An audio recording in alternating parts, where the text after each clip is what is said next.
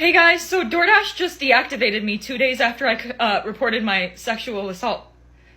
Hey guys, I just lost my job, and they won't tell me why. Hey guys, so yep, I really lost my job. Within less than 24 hours after. Yo, what's up everybody? Today we're diving into something very messy, like really messy. The DoorDash girl situation. Probably seen all the clips, people reacting, giving their takes on the whole situation all over TikTok. The DoorDash driver basically saying she got SA'd while doing the dash. The TikTok blew up, she lost her job, and now there's a side of people defending her and there's a side of people dragging her. This is a man's world!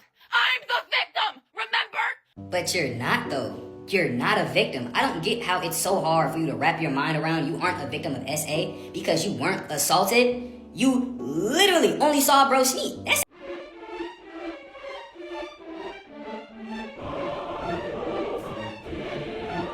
But here's the thing, the story. Well, it's a little more complicated than you think. Before we go in too crazy, I'm not defending the guy. Let me say that loud and clear. I am not defending the guy. What he did was nasty, it's weird, but we're calling out some obvious holes, some bad choices, and yeah, the clout chasing energy that seems to be here. Also, to put this in perspective, we're going to be talking about the Temu Twitchcon situation. A real SA case that was not handled properly. Temu is a genuine victim. We'll show respect there and contrast it with the DoorDash girl situation, so you can see the difference between real danger and this.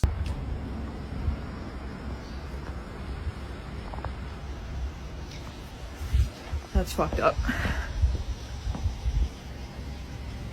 By the end of this video, hopefully you'll understand, see the inconsistencies, what could have been avoided, and how some creators twist their stories for views. Let's get it on. All right, here's what she's saying that happened. Hey guys, so DoorDash just deactivated me 2 days after I reported my sexual assault.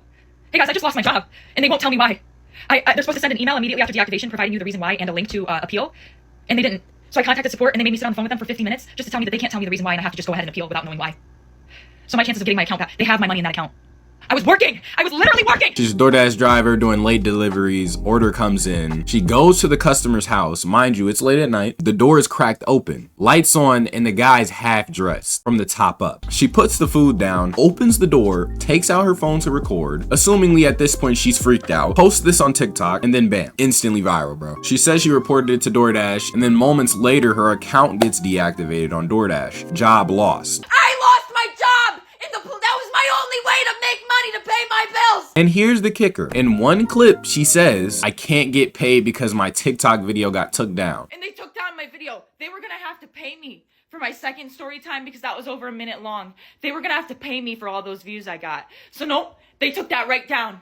They took that right down. Absolutely not. They're not paying me for that. Nope. So right off the bat, we gotta notice this. This story isn't just about trauma. Views, money, virality, they're all in the mix right now. Let's separate fact from claim. DoorDash came out publicly saying, one, they didn't just deactivate her account for reporting. She posted a video of a customer in his home violating privacy rules, and the customer got banned. Boom, there's actions on both sides. But the narrative she's selling doesn't really match the policy enforcement exactly. And this is where we start asking questions. Now let's break down some obvious issues. Instructions versus actions. Most DoorDash deliveries leave it at the door. No door open. Some people don't even knock. Yet she opened it. Why? What is the thought process right there? The SA claim. Let's be clear. He didn't touch her. He didn't assault her physically. Weird exposure? Yes. Dangerous? Maybe. But calling it assault, that is a stretch. Monetization angle. Saying I can't get paid signals part of her motivation to make these TikToks was virality driven for the TikTok money. Not saying she didn't feel comfortable at all, but there is definitely another layer to her posting that video. It wasn't just her trying to get the situation out. Posting the customer video, the video of the customer. Even if she felt unsafe, posting a dude in his house, that's a policy violation and legally dicey. Could have been avoided. Door cracked open, step back, leave the food, report the dude. Done. No viral TikTok needed. It wouldn't even been viral TikTok worthy. Probably not even a deactivation. No public debate. Simple as that. And this is where it gets interesting for creators like us. Viral stories equal potential views. And if a story is dramatic, you can ride that wave fast. And her story checks every single box. Scary scenario, late night, sexual elements, TikTok virality, add a little tear, add a little emotional panicking. Hey guys, so DoorDash just deactivated me 2 days after I reported my sexual assault. I lost my job! If I get one more account strike on TikTok, my account's done! Boom, the algorithm will eat that shit up. But the takeaway from that, if you're creating content, ask yourself, are you actually informing or are you chasing views? She kinda does both, but the balance tips towards clout a little bit right here. Now let's put this into context. Enter Imaru at Twitchcon, a real SA victim. She was groped in public at a public event, non-consensual, traumatic, and just at that public humiliation. We acknowledge what she went through and I respect her completely, and I honestly feel bad because that is what real danger looks like. Physical violation, non-consent, trauma that she didn't post reviews, she actually went through something. At that, she actually reported, sought help, and didn't even get it. Had a genuine experience that affected her life and probably will affect her life forever. Twitchcon, clumsy handling, didn't protect her fully, didn't act fast, and that shows platforms can fail victims too. But I think we knew this already. Notice the difference though. She didn't create this whole TikTok narrative for money. She had to navigate bureaucracy, trauma, and public opinion. That shit was serious and still is to this day. So when comparing it to the DoorDash girl situation, it's not even in the same ballpark. So my whole verdict on this situation, something odd happened. She felt uncomfortable, but she also made choices that opened the door literally for things to happen. Filmed it, posted it, tried monetizing it, and I think she probably did. That's why this all blew up. She's not a villain, but she's not a saint either. They said leave it at the door. This door's open. Should I leave or should I invade this man's privacy? Fuck it. Oh my god. Oh my god. Oh, oh, oh my god. Oh my god.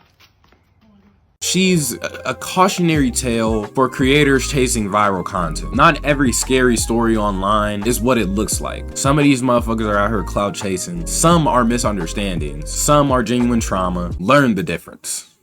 Learn the fucking difference. Not everything on the internet is real. Some of it.